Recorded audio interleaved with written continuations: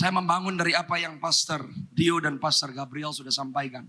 Saya memberikan hormat saya kepada Bapak Gembala, Ibu Gembala bersama seluruh tim kepemimpinan di GBI, Lipo Cikarang, God's DNA, Pastor Gabriel, Pastor Andreas, dan semua pemimpin-pemimpin hamba-hamba Tuhan. Terima kasih untuk trust yang diberikan. Saya percaya saudara bahwa pertemuan hari ini adalah pertemuan yang spesifik. Saudara tidak sedang menghadiri sebuah acara doa, tapi saudara sedang bermitra bersama-sama dengan surga. Amin saudara. Saudara buka Alkitab saudara pertama-tama dari 2 Tawarik pasal yang ke-7. Ayat yang ke-13 dan 14. Dan nanti saya akan banyak berjangkar di kitab Kejadian 28 dari ayat yang ke-7 dan selanjutnya. Saya jujur saudara, tadi pagi waktu sesi 1, saya berkata kepada Pastor Dio, saya belum dapat pesannya, apa yang harus saya sampaikan. I didn't get the message yet. Tapi yang lucu, saya belum pernah ketemu dengan Bapak Gembala, Pastor Wiweko, tapi tadi malam Pastor jam 4 pagi di Lembang, saya mimpi. Dan di dalam mimpi saya Pastor muncul di situ. Sepanjang perjalanan dari Bandung, I shared to Pastor Andreas ada 2 hal yang spesifik. Dan saya tadi bilang sama Pastor Andreas, I felt in my heart bahwa I need to publicly share the prophecy. Supaya saudara bisa uji sendiri. Bagian saya adalah menyampaikan, ini pertama kalinya saya ada di sini, pertama kali saya di Bekasi. Saya nggak tahu Bekasi, I've never been to Bekasi. Tapi dari kurang lebih 3 bulan yang lalu, waktu kami Zoom call dengan Bogor. Karena instruksi yang Tuhan sampaikan kepada Pastor Dio dan saya sendiri adalah Bandung, Bekasi, dan Bogor. Hampir karena schedule konflik, Bogor harus tahun depan. Dan suddenly the Lord corrected me. Kalau Bogor tidak selesai tahun ini, kamu kehilangan momentum. So we change our schedule, whatever happened, Bogor has to happen this year. We don't have the picture, kenapa? Tadi kami sepakat, we need to pray. Karena Pastor Dio tanya, what are we gonna do next year? Saya bilang, I don't know yet, the Lord has not said anything. Tapi kami akan sepakat berdoa. Karena kita mau bergerak sesuai dengan apa yang tuntunkan. Saya tahu dengan jelas bahwa apa yang terjadi hari ini di Bekasi, ini bukan rencana manusia. This is God's agenda.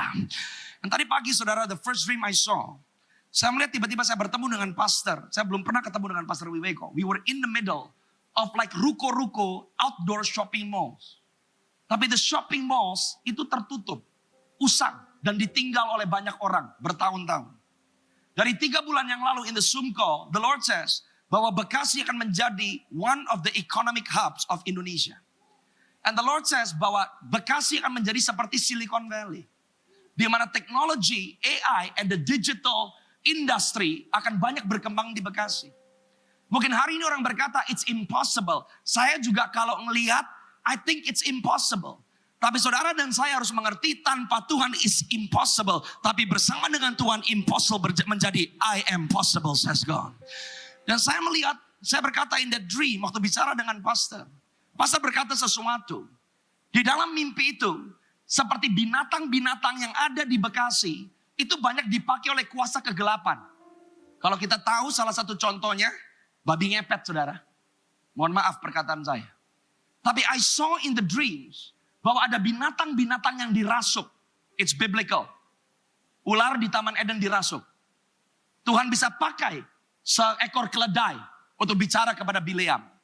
And the Spirit of the Lord says yang pertama, mulai dari hari ini gereja Tuhan yang di Bekasi, Tuhan memberikan kepada saudara spiritual authority to govern the land dan semua aktivitas ilegal, perdagangan binatang eksotik atau binatang ilegal, semua hal yang sifatnya kuasa kegelapan, yang mengakibatkan kematian, yang mengakibatkan keguguran, yang mengakibatkan perceraian. The Spirit of the Lord says bahwa the dark forces yang ada di Bekasi, yang selama ini tersembunyi, yang selama ini beroperasi tanpa bisa dideteksi, mulai dari hari ini, God will begin to expose the darkness, dan sinar kemuliaan Tuhan akan masuk ke kota ini. God will give the churches, pendoa-pendoa, pemimpin-pemimpin barisan strategi. Apa yang saudara harus lakukan? Apa yang saudara harus kerjakan? Yang kedua, tiba-tiba di mimpi itu saya berdiri. Ada Pastor Wiweko, ada Pastor Andreas, dan beberapa orang yang saya tidak kenali. Tapi saya sadari dari GBI Lipo Cikarang. Tiba-tiba kami berdiri di sebuah tanah. Tanahnya bukan tanah baru dibeli. Dan di tengah-tengah tanah itu saya lihat ada kolam. Bukan kolam renang. Kayak kolam ikan. Dan ada taman. Seperti taman doa. Tapi di tengah-tengahnya ada fountain. Di mobil saya ngomong sama Pastor Andreas. Are you trying to build a place? Apakah gereja ini lagi mau bangun tempat atau apa? Dan he begin to shock me. Dia berkata, "Pastor, kami sudah punya tanah dari kurang lebih tahun 2008, 9 atau 10. And the Lord says, that's the land. This church is about to build." Dan tadi Pastor Andreas berkata di mobil, namanya adalah Lipo Cikarang Convention Center. And God says, "No." I said to Pastor Andreas, namanya bukan Lipo Cikarang Convention Center. Namanya Lipo Cikarang City Center. Because Pastor, the vision adalah untuk kota. Tempat itu akan mempekerjakan banyak orang. Gereja ini akan membuka lapangan pekerjaan buat banyak orang. Pertolongan-pertolongan medis. Pertolongan-pertolongan yang dapat didampaki dan dirasakan secara sosial akan dikerjakan oleh gereja ini. And the Lord, Pastor Wiweko, akan memberikan kepada engkau favor before government leaders. Dan pintu yang selama ini tertutup, Tuhan membukanya. Dan tadi Pastor Andreas membawa saya ke lokasi tanah itu.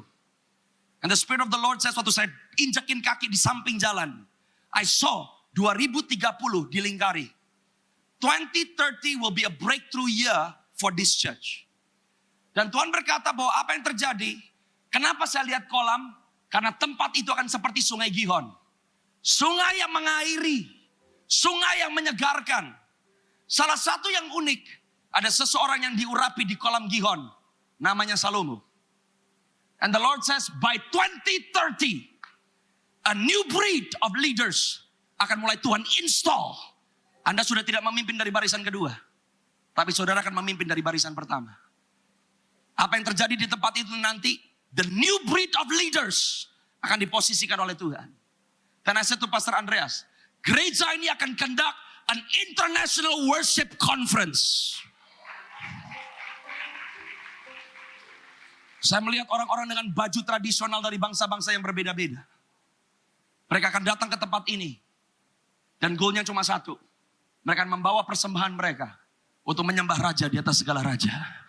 Seperti yang terjadi di dalam bait suci yang dibangun oleh Salomo. Waktu Shekinah glory Tuhan turun, tidak ada yang bisa berdiri. Bekasi akan penuh dengan kemuliaan Tuhan. Yang datang ke tempat ini lututnya akan bertekuk lutut. Dan lidahnya akan mengaku Yesus Kristus adalah Tuhan dan Raja. Yang memerintah yang sama, yang tidak pernah berubah. Dari dulu sekarang sampai selama-lamanya. Yang percaya katakan amin. It's gonna happen. People will come. An international worship conference akan diadakan di Bekasi. It's one of the key message, Pastor, yang saya bawa ke tempat ini hari ini. Kenapa? Untuk GBI Lipo Cikarang. Karena gereja ini membuka pintunya untuk mengadakan pertemuan ini. I never experienced something like this. Jam 5 pagi di Lembang saya mimpi dan saya gak pernah ketemu dengan Bapak Gembala. I did not know that you are building, but that building is God's building. Dan yang dibangun adalah tempat di mana anak-anak muda bukan lagi hanya dilayani, tapi mereka akan melayani di sana. Yang mengerti katakan amin. Yang percaya katakan amin. Glory to Jesus. Saudara, 2 Tarik 7 ayat 13 dan 14 saya minta, oke, ada timernya. Kalau saya run over sedikit gak apa-apa ya. I cannot make it in 13 minutes, no way. Saudara, saya percaya kalau saya boleh memberikan judul dari apa yang saya mau sampaikan kepada semua yang hadir hari ini. Pesan Tuhan yang saya bawa, ini adalah waktunya bangun dan membangun. It's time to wake up and to start building. Kebangunan rohani akan datang ke depan adalah kebangunan rohani akan melibatkan setiap orang percaya untuk membangun dengan tangannya. Kalau saudara harus mengerti amanat agung tidak hanya bicara tentang penginjilan. Tapi amanat agung bicara tentang menjadikan semua bangsa murid dan mengajarkan apa yang Tuhan ajarkan. Amanat agung tidak hanya berkata tentang transformasi, tapi amanat agung bicara tentang reformasi. Saudara bisa melihat hidup ditransformasi, tapi hidup yang ditransformasi belum tentu direformasi. Hidup yang diubahkan, dipanggil, dipilih oleh Tuhan supaya saudara bisa membawa perubahan. Di tengah-tengah krisis yang sedang terjadi, I am sensing in my spirit. Jangan takut sebab perekonomian kerajaan surga tidak pernah tergantung oleh perekonomian bangsa manapun. He is still the king who sits in heaven. Gereja harus belajar mengerti bahwa kebenaran firman adalah prinsip yang harus dihidupi.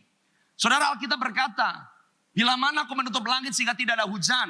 Bila mana aku menyuruh belalang memakan habis hasil bumi. Dan bila mana aku melepaskan penyakit sampar di antara umatku.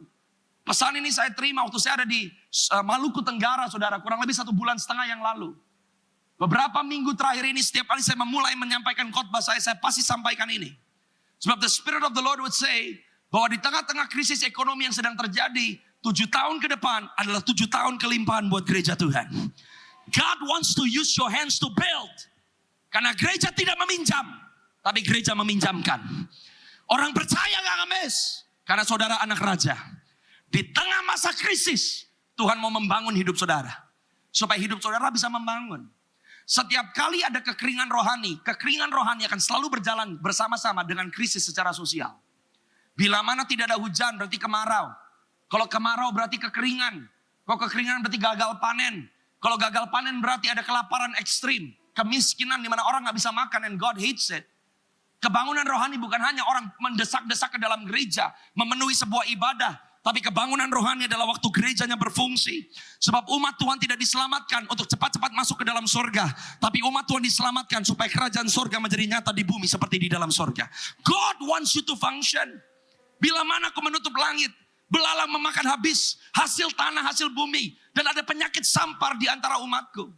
Setiap kali firman disampaikan, Injil diberitakan, orang-orang yang sakit disembuhkan. Pastor Gabriel berkata tadi, when God restores holiness di dalam baitnya, then miracles, signs and wonders akan terjadi.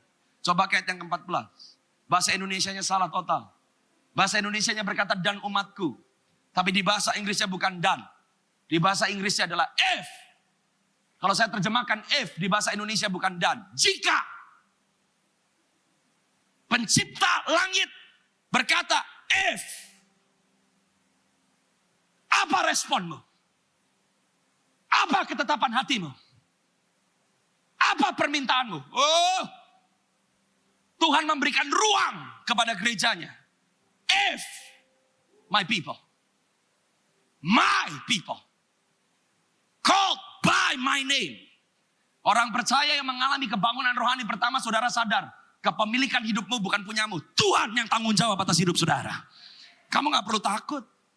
My people. Dan dia bersumpah dengan nama yang paling tinggi, bukan nama orang lain, bukan nama dewa lain. Dia bersumpah dengan namanya sendiri. Sebab tidak ada nama yang lebih tinggi dari nama Allah kita. If my people called by my name. Orang yang sadar kepemilikan hidupnya berubah. Tabiat saudara berubah. Anda merendahkan hati. Anda berbalik. Anda merendahkan hati. Anda berdoa. Anda mencari wajah Tuhan. Masalahnya banyak orang hanya berhenti di kebangunan rohani di sini. Saudara suka datang ke KKR. Anda suka saat teduh. Anda suka ke doa pagi. Itu bukan kebangunan rohani. Itu hanya step 2 dari kebangunan rohani. Waktu saudara sadar kepemilikan hidupmu berubah. Saudara tidak perlu bertanggung jawab untuk dirimu lagi. Bagian saudara adalah mengikuti instruksi Tuhan. Sebab dia yang berdaulat atas hidup saudara. Tiba-tiba yang dulu gak penting jadi penting. Yang tadinya dulu penting sekarang jadi gak penting. Tapi orang yang tabiatnya mulai diubah. Sekarang yang saudara kejar mulai berubah. Yang ketiga dikatakan, Anda berbalik dari jalan-jalan saudara yang jahat. Dan ini reformasi. Kalau ada seseorang yang dulu Anda dagang, Anda berbisnis, tipu orang, tipu sana, tipu sini. Anda membangun keluarga, Anda main gila, main perempuan. Waktu Anda berbalik dari jalan-jalan yang jahat, Anda gak cuma muter balik. Sekarang bangun bisnis dengan sehat, bangun keluarga dengan sehat, bangun karir dengan sehat, didik anak-anak dengan benar. That's reformation. Orang cuma suka datang ke ibadah, orang cuma suka berdoa, orang cuma suka datang ke KKR. That's not revival. Revival harus bisa dirasakan di setiap jalan, setiap gang, setiap pelosok. Di mana keberadaan orang percaya membawa reformasi. Di mana dunia akan melihat Tuhan yang kamu sembah benar-benar Tuhan yang hidup. Waktu saudara berbalik dari jalan-jalan yang jahat, I will hear from heaven. Semua orang bisa berdoa, tapi tidak semua doa didengar oleh Tuhan. Yakobus mengajarkan kamu bisa salah berdoa.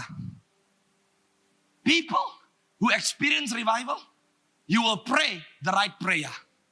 Anda akan mendoakan doa yang tepat, doa yang sesuai dengan hati Tuhan. Dan setiap kali saudara berdoa, dia berkata, I hear. Dan kalau dia dengar, berarti dia responi. Saudara, generasi kita lagi ngalamin yang namanya mental health crisis.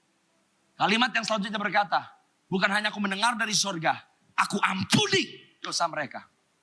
Jawaban mental health crisis bukan psikiater, bukan psikolog. God bless them. Karena itu ranah profesional mereka. Tapi saya percaya waktu gereja Tuhan mengalami kebangunan rohani, anak-anak muda yang gagal mental, strawberry mau bunuh diri, dan mau mereka datang ke rumah Tuhan, pikiran mereka disegarkan, disehatkan oleh Tuhan. Dan saudara akan menemukan generasi yang tangguh, yang gak kalah dengan mental health problem. Tapi apa yang terjadi saudara? Bagian yang paling terakhir. I will heal their land. Yang dipulihkan tanah. Yang dipulihkan hasil tanah. Yang dipulihkan hasil bumi. Yang dipulihkan pekerjaan tanganmu. Tuhan gak butuh orang cuma bisa bahasa roh, tapi kamu gak bisa mengelola pekerjaanmu dengan baik. Tuhan gak butuh orang yang cuma jago pelayanan, tapi keluargamu babak belur. Because revival, entah Anda pendeta bukan pendeta, mau saudara guru atau Anda dokter, pengerja atau baru jemaat lahir baru seminggu atau sebulan, when the Spirit of the Lord is upon you, waktu roh Tuhan turun ke atas saudara, kemanapun Anda pergi, Anda akan realita kerajaan sorga yang berjalan di bumi ini. Lewat hidup saudara, kerajaan yang datang dan kehendaknya jadi di bumi seperti di dalam sorga.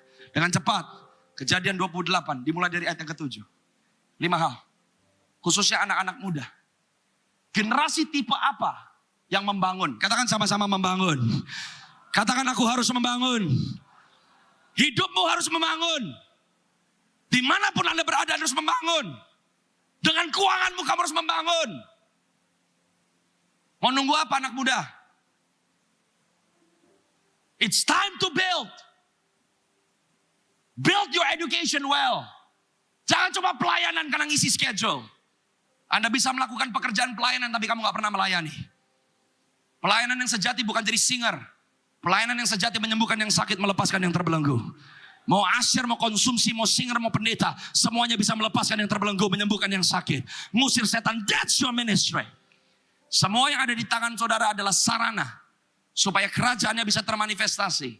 Kerajaan yang tidak terlihat menjadi terlihat. Bagaimana saudara menyatakan cinta kasih Kristus dimanapun Tuhan menempatkan saudara. Amin. Kita berkata, Kejadian 28 yang ke-7. Number 1, generasi yang membangun adalah generasi yang mendengarkan. Listen. Kenapa Yakub mendapatkan mimpi? Kenapa Yakub encounter Tuhan di Bethel? Jawabannya cuma satu saudara. Karena Yakub belajar mendengar perkataan ayah dan ibunya. Sekarang banyak young generation merasa, yang tua gak ngerti saya. Yang tua kolot. Saudara, beda generasi, beda zaman, beda pengalaman, beda realita, beda keadaan zaman. Tapi kalau saudara tidak pernah bisa menabur kepada generasi yang sebelum, kamu tidak mungkin menuai dari generasi yang sesudah. Listen to your fathers. Listen to your leaders. Jangan pemimpinmu lagi ngasih warisan, kamu bilang warisannya kadar luasa. Doa pujian penyembahan, gak relevan. I don't like that word relevant. It's not biblical. Saudara dan saya di gereja Tuhan gak butuh relevance. Kita butuh reverence. Menghormati Tuhan. Bukan menjadi sama seperti dunia. Kenapa Yakub yang dipilih? Jacob listen. He listen waktu bapaknya pergi. Now go ke Padang Aram. Coba sekarang lompat ke ayat yang ke-11. Dimulai dari ayat yang ke-10 dulu deh. Ayat yang ke-10. Maka Yakub berangkat dari mana saudara? Dari mana saudara? Siapa yang ada di Beersheba? Bapaknya. Siapa yang menanam pohon tamariska? Abraham. Yakub mendapatkan visi. Yakub mendapatkan mimpi. Karena dia tidak berjalan menurut inisiatif. Tapi dia berjalan menurut instruksi. Tuhan gak butuh generasi yang bisa punya inisiatif. Tok. Inisiatif bagus. Di tempat, di waktu yang tepat. Tapi yang Tuhan perlukan bukan hanya generasi yang inisiatif. Tapi generasi yang bisa respon dengan instruksi. Jacob stepped out from Beersheba. Di sana Abraham berjumpa dengan Tuhan. Di Beersheba Allah dipanggil oleh Abraham, El Olam, the everlasting father. Di Beersheba bapaknya Ishak menggali sumur yang pernah digali oleh bapaknya Abraham. Kenapa Yakub bisa dipercaya dengan visi dan mimpi Tuhan yang besar? Karena Yakub belajar untuk listen. Katakan sama-sama dengan saya, listen. Saudara-saudara, di Kejadian 28 adalah pertama kali rumah Tuhan itu disebutkan. Sebelum ada kemah, sebelum ada bait, sebelum ada gedung, ada tangga. Sekarang gereja yang dilihat fisiknya, gedungnya, bangunannya. Tapi pertama kali kata rumah Tuhan, the house of God disebut di dalam Alkitab. Itu di Kejadian 28. Dan di Kejadian 28 gak ada kemah, gak ada bait, gak gedung. Adanya apa? Tangga. Ladder. Yang menarik, kata ladder di bahasa Ibrani kata sulam. Hanya bisa ditemukan satu kali di Kejadian 28. Saya percaya saudara, dari prophetic picture yang Tuhan mau sampaikan. Banyak orang fokus membangun rumah Tuhan hanya fisiknya.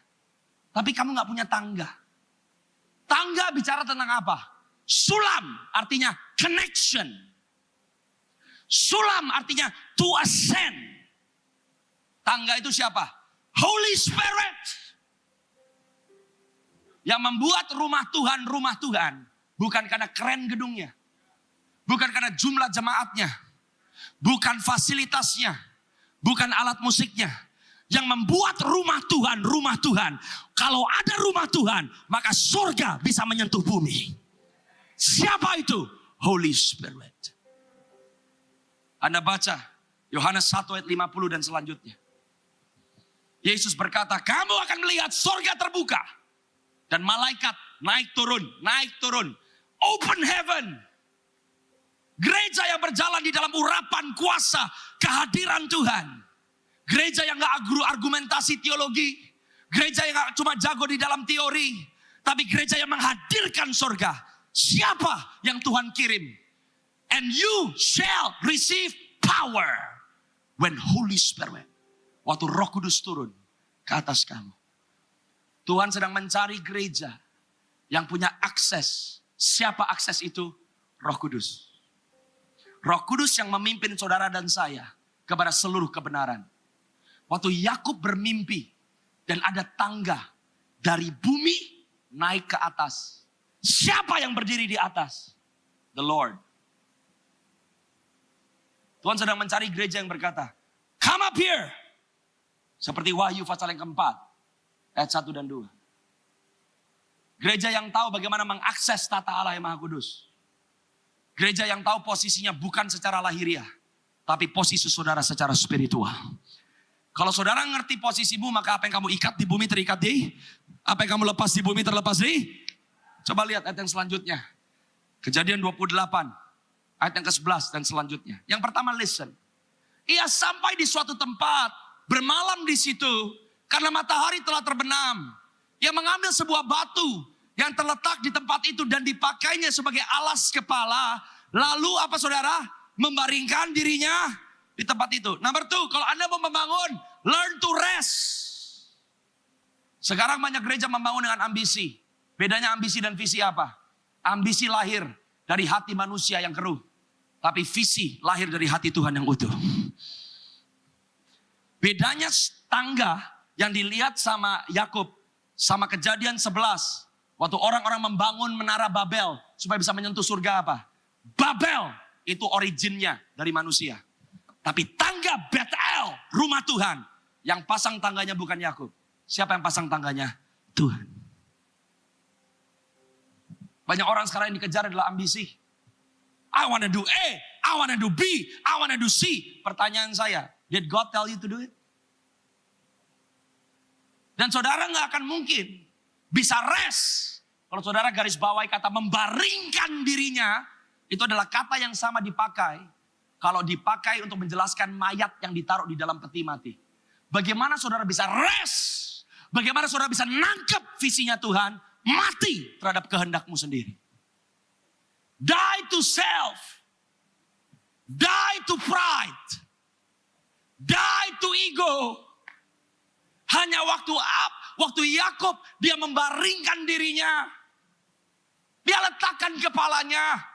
Itu gambaran apa saudara? Prophetically Tuhan lagi mencari gereja yang gak melangkah karena merasa saya bisa. Tapi yang Tuhan cari adalah gereja yang berkata, tanpa rohmu aku gak bisa Tuhan. I need you. Suddenly, ayat yang selanjutnya, Alkitab berkata, maka bermimpilah ia. Kalau kamu mau membangun, nomor 1, listen to the previous generation. Kalau kamu mau menjadi builder, membangun, nomor 2, learn to rest. Die to self. Di mana seringkali kita akan belajar untuk mati kepada kehendak kita sendiri di dalam rumah Tuhan. Di dalam local church. Saudara gak akan selama-lamanya ada di dalam local churchmu. Tapi di dalam local church, di dalam komunitas di mana saudara tergabung hari ini, itu adalah sarana di mana Tuhan sedang mengeluarkan setiap potensi, talenta, karunia yang ada di dalam saudara. Dan di waktu yang bersamaan dia sedang mengasah karakter saudara dan saya. When you rest, nomor 3, seorang yang membangun, a builder, you see. Listening, resting, seeing. Tapi tanpa mati kepada diri sendiri, saudara akan memimpikan mimpi yang salah. Tanpa mati kepada kehendak sendiri, Anda akan lihat yang salah. This is a prophetic picture. Sekarang yang Tuhan lagi cari bukan gereja yang kreatif. Siapa gereja yang paling bisa nonjol? No. Yang Tuhan cari adalah gereja yang tepat di dalam ketaatan. Tapi saudara dan saya gak bisa tepat di dalam ketaatan kalau saudara tidak mau tetap setia waktu Anda menerima yang namanya tekanan. He's looking for a faithful church. Gereja yang gak perlu iri dengan orang lain. Orang-orang Kristen yang gak perlu merasa saya kurang, saya gak bisa, dia lebih hebat. Stick to your calling. Maka bermimpilah Yakub. Di bumi ada didirikan sebuah tangga yang ujungnya sampai di langit. Dan tampaklah malaikat-malaikat Allah turun naik di. Saya mau kasih tahu. Revival gak bisa terjadi karena manipulasi. Revival does not happen because of manipulation. Revival gak terjadi karena saudara memanipulasi revival. Tapi revival terjadi waktu saudara meresponi hati Tuhan. Yang dia cari bukan gereja yang bersandiwara. Yang dia cari gereja yang bersuara. Tuhan gak butuh gereja yang act here, act 1, act 2, act 3. Dia cuma butuh gereja yang cry out. I need you. I want you. Lead me, oh God. Coba prophetically mundur satu ayat. Alkitab berkata mundur satu ayat. Matahari telah terbenam. Katakan sama-sama matahari telah terbenam. Saya percaya prophetically. Saudara dan saya sedang ada di masa transisi. Pastor Dio tadi udah ngomong. Hari sedang berpindah. Matahari sedang terbenam. Kita lagi di masa transisi. Dan di masa transisi bukan di siang bolong. Transisi terjadinya di tengah-tengah kelam pekat. Hari ke depan akan semakin gelap. There will be challenges. Tapi di tengah-tengah kegelapan, di situ Tuhan akan melepaskan mimpinya. Mau mati kepada kehendakmu? Mau mati kepada rencanamu? Dan I will show you. Bukan mimpimu sendiri. Tapi mimpiku untuk hidupmu. Coba ayat lanjutnya. Ayat yang ke-13. Berdirilah Tuhan di sampingnya. Bahasa Indonesia saya bingung kenapa di sampingnya. Bahasa Inggris, God stood at the end of the staircase. Dan dia berfirman, akulah Tuhan. Allah Abraham, nenekmu. Dan Allah Ishak. Tanah tempat engkau berbaring akan kuberikan kepadamu. Dan apa saudara? Kepada keturunanmu. Saya percaya God is establishing his house. Dia lagi cari orang-orang yang mau membangun. Karena dia sedang membangun kerajaannya di tengah-tengah masa sukar. Dia sedang menyatakan realita kerajaannya di masa-masa yang genting. Ayat yang selanjutnya lihat. Dan Alkitab berkata, nih saudara, ini amanat agung. Keturunanmu akan menjadi seperti debu tanah banyak. Ngomong tentang apa ini? Ini ngomong tentang penginjilan. Di mana jiwa-jiwa datang. Jiwa-jiwa diselamatkan. Orang yang belum dengar Injil mereka datang kepada terang Tuhan yang ajaib. Tapi gak cuma penginjilan. Gak cuma keturunanmu akan banyak seperti debu tanah. Tapi engkau akan mengembang ke sebelah timur, barat, utara dan itu artinya apa? Berdampak. Makanya amanat agung gak cuma pergi dan menginjil. Markus 16. Bukan pergi dan beritakan saja. Tapi Matius 28 berkata, jadikan. Katakan sama-sama dengan saya, jadikan. Jadikan sebuah bangsa. Loh kalau Anda menjadikan sebuah bangsa, berarti di timur, barat, utara, selatan, Anda have dominion. Anda kasih tunjuk sama keluarga, sama dunia bagaimana membangun keluarga yang sehat. Saudara kasih tunjuk sama dunia bagaimana keluar dari kelilit utang. Bagaimana membangun keuangan yang sehat. Bagaimana menghormati generasi yang sebelumnya. Karena yang Tuhan mau gak cuma keturunanmu seperti banyaknya debu. Tetapi engkau mengembang ke sebelah timur, barat, utara, dan selatan. Dan olehmu serta keturunanmu, semua kaum di bumi akan mendapat Apa itu? Ajarin sama mereka apa yang Tuhan sudah ajarkan kepada saudara. GBI Gatot Subroto sedang mendeklarasikan bahwa ini tahun amanat agung. Masalahnya gak banyak orang ngerti tahun amanat agung itu gak simple, kompleks. Kompleksnya bukan karena formula. Diperlukan kesadaran diri, penyerahan diri, dan kedewasaan. Karena amanat agung bukan cuma ninju angin. Gak cuma nginjil. Jadikan semua bangsa murid. Dan ajarkan kepada mereka apa yang aku telah ajarkan kepadamu. Yang mengerti katakan amin, saudara. Ini nih, coba ayat ke-15. Yang keempat, kalau Anda mau membangun, jangan cuma listen, jangan cuma rest, jangan cuma see.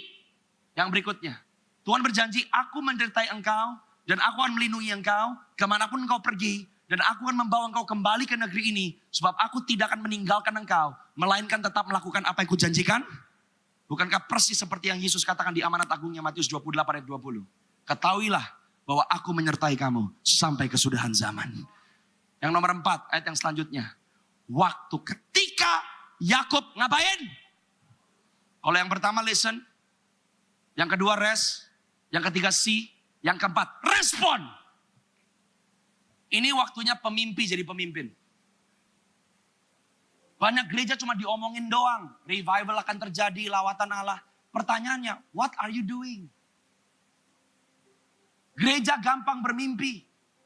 Tapi kalau mimpi gak pernah dihidupin, mimpi gak pernah dikerjain, gak mungkin terjadi, saudara. Waktu Yakub bangun dari tidurnya, dia berkata apa? Sesungguhnya Tuhan ada di tempat. Bagaimana ada respon? Tadi Pastor Gabriel sudah khotbahkan. Respon with humility. Kalau gak tahu, bilang gak tahu, gak usah sok tahu. Kalau gak sanggup, bilang gak sanggup. Jangan pura-pura sanggup. Waktu Yakub bangun, dia bilang, wow, God is here. Tapi aku gak sadar. I'm weak. Aku lemah. Aku banyak keterbatasan. Tapi yang Tuhan cari bukan orang sempurna. Yang Tuhan cari orang yang mau disempurnakan. Dia lagi lihat siapa yang mau respon. Habis gini, festival doa berakhir. Tapi responnya baru dimulai. Siapa yang mau berkata, I want to build Bekasi. Aku gak mau sia-siakan waktu yang Tuhan beri. Coba lihat ayat yang selanjutnya. The Bible says, next verse. Ia takut. Takut akan Tuhan. I fear God. I need God. Aku gak mau sok pinter. Aku gak mau sok tahu. Dan Jacob said, alangkah dahsyatnya tempat ini. Ini tidak lain dari apa saudara? Rumah Allah. Ini adalah pintu gerbang. Beda. Rumah dan pintu gerbang beda. Kalau tadi Pastor Gabriel berkata di dalam rumah Tuhan di satu kekudusan. Pengenalan yang benar akan Tuhan dibentuk. Dan supaya saudara bisa dibentuk dalam rumah Tuhan butuh yang namanya humility atau kerendahan hati. Tapi dari rumah Tuhan jangan ngendep di dalam. Karena dari rumah Tuhan Anda harus menduduki pintu gerbang. Kalau Anda lihat di bahasa Ibraninya, pintu gerbang salah satu artinya di bahasa Ibrani apa? Marketplace.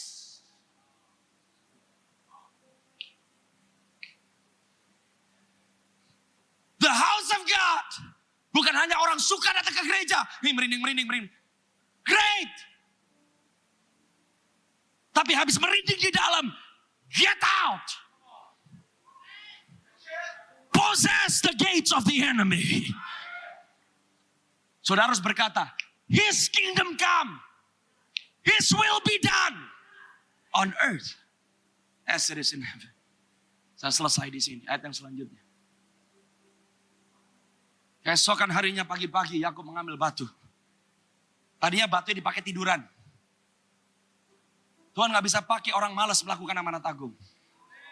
Ini builders. Gak punya banyak gak apa-apa. Lagi merantau kok.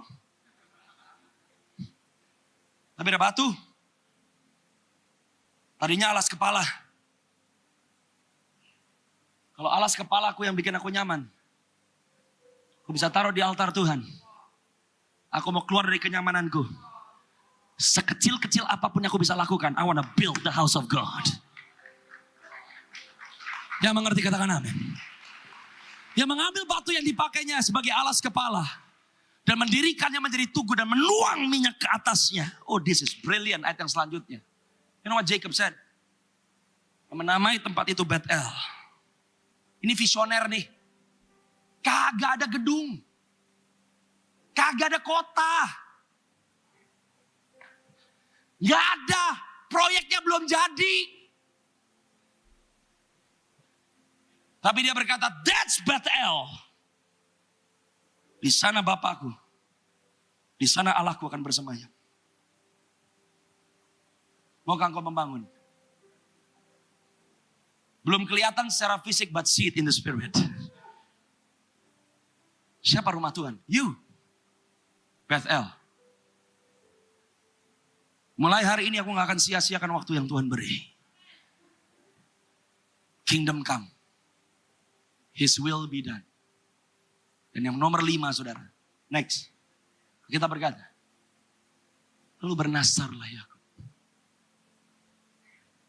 Revival tidak dibangun oleh karena euforia. Revival dibangun karena perjanjian. He made a vow. Jika Allah menyertai dan melindungi aku di jalan yang kutempuh. Memberikan kepadaku roti untuk dimakan dan pakaian untuk dipakai. Gak usah pusing lu makan apa. Gak usah pusing pakai baju apa. Sandang pangan saudara, tanggung jawab Jehovah Jireh. It's time to build. Krisis ekonomi lagi bikin orang merasa, mau makan apa besok? Mana bisa kamu nyekolahin anak? No, namanya Jehovah Jireh. Kebutuhanmu dia yang tanggung jawab. Kalau saudara mau meresponi kebutuhannya Tuhan. Dan dia lagi cari Bethel. Karena kemuliaanku harus menutupi bumi ini. Seperti air menutupi samudera raya. Lihat ayat yang selanjutnya. This is wonderful. Waktu dia berkata, kalau Tuhan menyertai aku, memberikan aku makanan, memberikan aku pakaian, sehingga aku selamat kembali ke rumah ayahku, maka Tuhan akan menjadi Allahku. Dia berkata, you will be my God. I will be your people. Dan yang paling terakhir ayat yang selanjutnya. Dan batu yang kudirikan sebagai tugu ini akan menjadi rumah Allah. Dari segala sesuatu yang kau berikan kepada aku selalu kupersembahkan. Berapa saudara? Nomor 5. Anda mau membangun? Jangan cuma listen. Jangan cuma rest. Jangan cuma see. Jangan cuma respon. Yang nomor 5. Give. Generasi ini lagi diajarin. Semua yang rohani seharusnya gratis. Itu tidak alkitabiah. Anda mau lihat youth revival? Gratis? Never going to happen. Saya mau tantang anak muda. Tuhan gak butuh, saudara punya 1 M dulu. 100.000 rupiah. Kalau itu yang terbaik yang ada padamu. Tadi pastor yang bersaksi ke sekolah-sekolah. I love it when you said, Tuhan pertama minta dompetmu dulu. Pertama saya mulai melayani di Indonesia. Tahun 2017. Saya di Amerika 22 tahun. 2014 dia kasih sama saya sebuah janji. I will use you for your own people. Di tahun 2017 dia berkata. Mau aku pakai untuk umatmu? Untuk bangsa Indonesia? What will you put on the altar? Saya kosongin tabungan saya. Untuk membiayai diri sendiri pergi ke Indonesia. There is no revival if you're not willing to pay the price. Kamu gak bisa membangun. Kalau kamu gak mau bayar harganya. Dan harga yang dibayar gak pernah bicara tentang nominalnya. Karena yang dicari bukan berapa banyaknya. Yang dicari bobotnya. Yang dicari Tuhan bukan banyak. Yang dicari Tuhan berat. Di depan orang belum tentu kelihatan banyak. Tapi kalau itu keluar dari hatimu yang mengabdi kepada Tuhan. Yang dicari oleh Tuhan bukan banyak tapi berat. Berapa berat yang kamu mau kasih. Pengabdian hidupmu.